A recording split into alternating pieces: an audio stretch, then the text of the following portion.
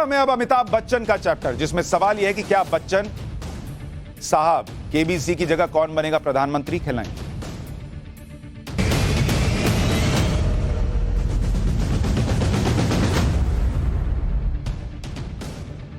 पिछले 24 घंटे से अमिताभ बच्चन के एक बयान की बहुत चर्चा है। यह वो बयान है जो उस राजनीतिक एजेंडे में सेट होता है जो राजनीतिक एजेंडा पिछले 7-8 साल से मोदी विरोधी पूरे देश में और पूरी दुनिया में बनाने में जुटे हैं, और जो राजनीतिक एजेंडा नरेंद्र मोदी को किसी तरह से कुर्सी से हटाने के लिए चलाया जाता है। अमिताभ बच्चन का वैसे तो आज की तारीख में सियासत से कोई लेना देना नहीं है, एक समय वो चुनाव लड़ चुके हैं, लेकिन उनके जिस बयान को राजनीति से जोड़कर देखा जा रहा है, वो बयान उन्होंने कोलकाता में एक ऐसे मंच से दिया जिसमें ममता बनर्जी जैसी नेता मौजूद है। इस मंच से अमिताभ बच्चन ने फिल्मों के सेंसरशिप और पुलिसिंग के इतिहास के बारे में बताया, और इतिहास की बात करते करते उन्होंने ये बात कह दी कि आज भी अभिव्यक्ति की आजादी और नागरिकों की आजादी को लेकर सवाल उठाए जा रहे हैं। पहले एक बार उनको सुन लीजिए, फिर आगे की बात। The 1952 Cinematograph Act set out the structure of censorship as it stands today, upheld by the Film Certification Board. But even now, ladies and gentlemen, and I'm sure my colleagues on stage will agree, questions are being raised on civil liberties and freedom of expression. Freedom of expression, वो फिर घूम पर कर आ गया। जिस मंच से अमिताभ बच्चन ने बयान दिया वो कोलकाता इंटरनेशनल फिल्म फेस्टिवल यानी KIFF का मंच था।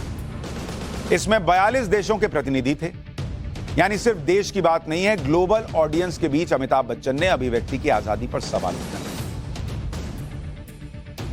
कोलकाता इंटरनेशनल फिल्म फेस्टिवल के मंच पर ममता बनर्जी की मौजूदगी में अमिताभ बच्चन के इस बयान का क्या सियासी एंगल भी है, लोग इस बात को पूछ रहे हैं। क्योंकि यह भी याद रखिए कि इस फिल्म फेस्टिवल की प्रायोजक पश्चिम बंगाल सरकार है, और खुद ममता बनर्जी ने अमिताभ के बयान का जिक्र करके कुछ संकेत दे दिए। ममता बनर्जी अमिताभ की तारीफ कर रही थी क्योंकि यह उनके एजेंडे में फिट बैठता है, उनके राजनीतिक एजेंडे में फिट बैठता है। ममता ने कहा कि ऐसा कहने के लिए बड़ी हिम्मत चाहिए, और अमिताभ ने ऐसा किया। ममता बनर्जी ने तो यहां तक कह दिया कि अमिताभ बच्चन को भारत रत्न मिलना चाहिए। एक बार दीदी को भी सुनिए, फिर जरा आगे। যদিও অফিশিয়ালি নয়, কিন্তু বাংলা থেকে আওয়াজ আমরা তুলব ভারত রত্ন অমিতাভ বচ্চনজি, এবং আমি মনে করি তাকে ভারত রত্ন দেওয়া উচিত। এরকম আইকন আর পাবেন না। अब उनको भारत रत्न देने की भी बात हो गई। सवाल यह है कि क्या अब अमिताभ बच्चन केबीसी की जगह कौन बनेगा प्रधानमंत्री कहलवाएंगे, क्योंकि ममता बनर्जी 2024 में नरेंद्र मोदी के खिलाफ विपक्ष का चेहरा बनने की बहुत पहले से तैयारी कर रही है। इस रेस में ममता बनर्जी हाल में कुछ पीछे छूट गई थी, क्योंकि नीतीश कुमार ने पाला बदल दिया था और लोग कहने लगे कि अब नीतीश कुमार विपक्ष का चेहरा होंगे। लेकिन फिर राहुल गांधी ने भारत जोड़ो यात्रा से विपक्ष की राजनीति में नई रेस लगाई, यानी कुल मिलाकर ममता बनर्जी विपक्ष की राजनीति में बैकफुट पर चली गई, और इसी में शायद उन्हें लगता हो कि बैकफुट से फ्रंट फुट में आने में बॉलीवुड उनकी मदद कर सकता है। इसलिए उन्होंने अमिताभ बच्चन के बयान का तुरंत सियासी इस्तेमाल कर लिया। यहां अमिताभ बच्चन की बात करना जरूरी है, क्योंकि यह बात भी आप ध्यान रखिए कि अमिताभ बच्चन की पत्नी जया बच्चन पश्चिम बंगाल से हैं, यानी बंगाल में अमिताभ का ससुराल है। जया बच्चन समाजवादी पार्टी से राज्यसभा सांसद हैं, यानी विपक्ष की पार्टी की सांसद है। जया बच्चन को 4 बार समाजवादी पार्टी राज्यसभा भेज चुकी है। 2021 के विधानसभा चुनाव में जया बच्चन से टीएमसी कैंडिडेट के पक्ष में प्रचार भी करवाया गया था। यानी यह भी हो सकता है कि अमिताभ बच्चन उन पार्टियों का एहसान उतारने की कोशिश कर रहे हो, या फिर उनकी मजबूरी हो, जिन पार्टियों ने उनके लिए इतना कुछ किया, कुछ तो बोलना बनता है। क्योंकि अमिताभ बच्चन को इतने सालों में फ्रीडम ऑफ एक्सप्रेशन की चिंता दिखाई नहीं। आप यह भी याद रखिए कि अमिताभ बच्चन एक जमाने में खुद राजनीति में रह चुके हैं। तब उनके गांधी परिवार से बहुत करीबी रिश्ते थे। राजीव गांधी उनके दोस्त थे, और इस दोस्ती की वजह से ही इंदिरा गांधी की हत्या के बाद अमिताभ बच्चन राजीव गांधी के कहने पर राजनीति में आए। तब बॉलीवुड के बहुत बड़े स्टार बन चुके अमिताभ बच्चन ने राजीव गांधी के कहने पर फिल्मों से ब्रेक लिया और लोकसभा चुनाव लड़ने के लिए तैयार हो गए। अमिताभ बच्चन ने तब इलाहाबाद की सीट से चुनाव लड़ा, और वहां से उन्होंने बहुत बड़े नेता हेमवती नंदन बहुगुणा को 1.5 लाख से भी ज्यादा वोटों के बड़े अंतर से हरा दिया। वो भी तब जब हेमवती नंदन बहुगुणा तब कोई चुनाव नहीं हारे थे और इलाहाबाद उनका सियासी गढ़ हुआ करता था। लेकिन 1987 में अमिताभ बच्चन ने लोकसभा की सदस्यता से इस्तीफा दे दिया क्योंकि उस वक्त बोफोर्स केस में उनका नाम उछल गया। इसके बाद अमिताभ बच्चन कभी राजनीति में नहीं है। बाद में गांधी परिवार से भी उनके रिश्ते बिगड़ गए, ऐसा कहा जाता है। लेकिन अमिताभ बच्चन जिस कोलकाता के मंच से ये बोल रहे, उस कोलकाता में और ममता बनर्जी के राज में फिल्मों को कितनी आजादी मिली, लोगों को कितनी आजादी मिली है, यह सवाल पूछा जाना चाहिए। 2013 में मैं बच्चन साहब को याद दिलाता हूं, उनको शायद न जानकारी हो, जिस बंगाल में वो खड़े थे, बैठे थे, 2013 में कांगाल मालसात नाम की बंगाली फिल्म की रिलीज में अड़ंगा लगाया गया क्योंकि इस फिल्म में ममता बनर्जी के शपथ ग्रहण समारोह और उनके सिंगूर आंदोलन पर व्यंग किया गया। लेकिन बच्चन साहब ने इसे फ्रीडम ऑफ एक्सप्रेशन छीनने जैसा शायद नहीं माना। इसके अलावा 2019 में सुप्रीम कोर्ट ने ममता बनर्जी सरकार पर 20 लाख रुपए का फाइन लगाया था, सुप्रीम कोर्ट ने, क्योंकि भविष्योत्तर भूत नाम की एक सटायरिकल फिल्म की स्क्रीनिंग को पश्चिम बंगाल सरकार ने रोकने की कोशिश की तो सुप्रीम कोर्ट ने फाइन ठोक दिया। भविष्योत्तर भूत नाम की इस फिल्म में एक रिफ्यूजी कैंप और भूतों को दिखाया गया था जिसमें एक नेता भी था और फिल्म को पश्चिम बंगाल के मौजूदा हालात से जोड़ने की कोशिश हुई, जिस पर पश्चिम बंगाल पुलिस ने कहा था कि यह पब्लिक सेंटिमेंट को आहत कर सकती है और इससे कानून व्यवस्था बिगड़ सकती है। इस फिल्म को रिलीज के एक दिन बाद ही थिएटर से हटा दिया गया था, लेकिन सुप्रीम कोर्ट ने ममता सरकार को आदेश दिया था कि इस फिल्म की स्क्रीनिंग में किसी तरह की रुकावट ना आए, यह सुनिश्चित किया जाए। लेकिन बच्चन साहब ने तब भी फ्रीडम ऑफ एक्सप्रेशन को लेकर शायद ही कुछ कहा था, मुझे तो ध्यान नहीं। इसी साल मार्च की बात आपको बताता हूं, कोलकाता के एक थिएटर में कश्मीर फाइल्स की स्क्रीनिंग में हंगामा हुआ। इसके अलावा ममता बनर्जी ने विधानसभा के अंदर फिल्म के विरोध में बयान दिया। उन्होंने कहा इशारों में कि कोई भी कश्मीर फाइल देखने जाए ना जाए, इसको लेकर एक तरह का हिंट था, क्योंकि उन्होंने कह दिया कि फिल्में पैसे कमाने के लिए बनाई जाती हैं और इनमें सच्चाई नहीं है। कश्मीर फाइल्स पर ममता ने कहा था कि ऐसी फिल्में जानबूझकर बनाई गई हैं जिससे नफरत और हिंसा हो, लेकिन बच्चन साहब ने तब भी कुछ नहीं कहा। आज ही कश्मीर फाइल्स के डायरेक्टर विवेक अग्निहोत्री ने कहा कि ममता दीदी has begin her 2024 campaign with Bollywood. Finally Bollywood is doing something different, यानी ममता दीदी ने 2024 का कैंपेन बॉलीवुड के साथ मिलकर शुरू कर दिया है।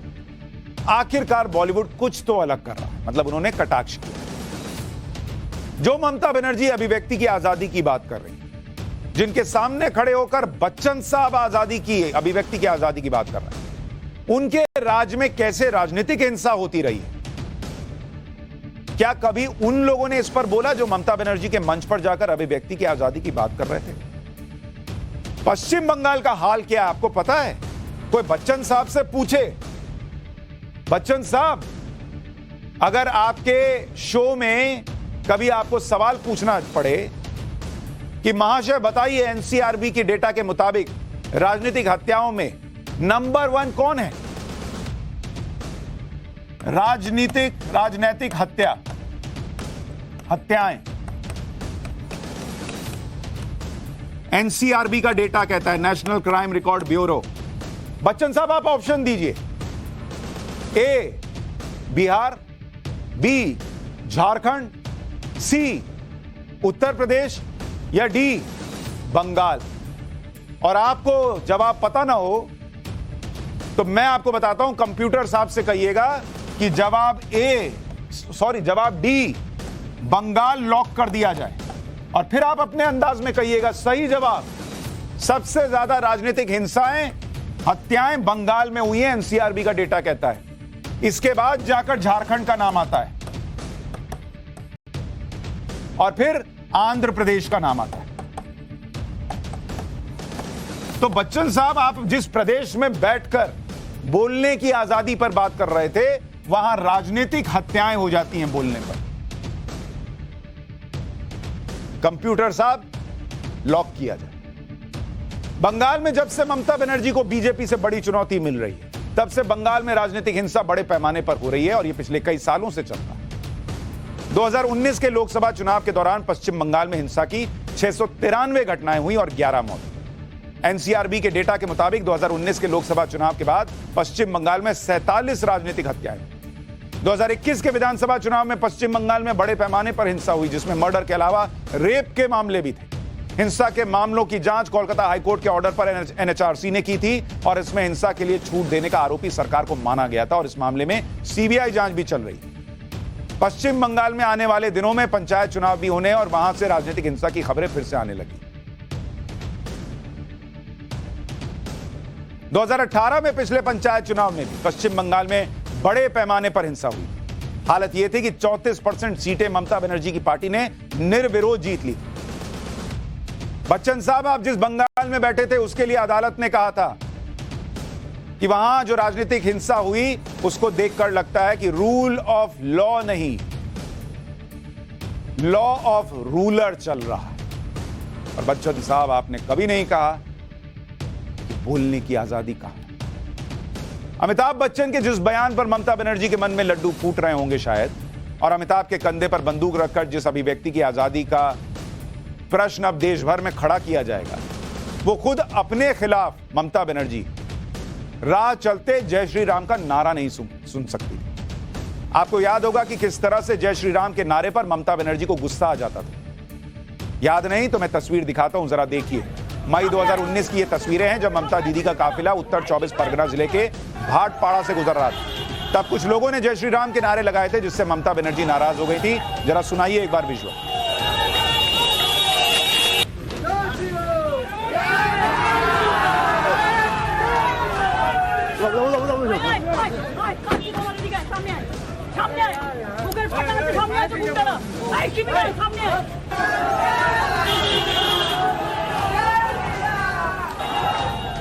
तो बच्चन साहब ने उस बंगाल में बैठकर बोलने की आजादी की बात की जहां जय श्री राम बोलने पर भी दीदी को गुस्सा आ जाता।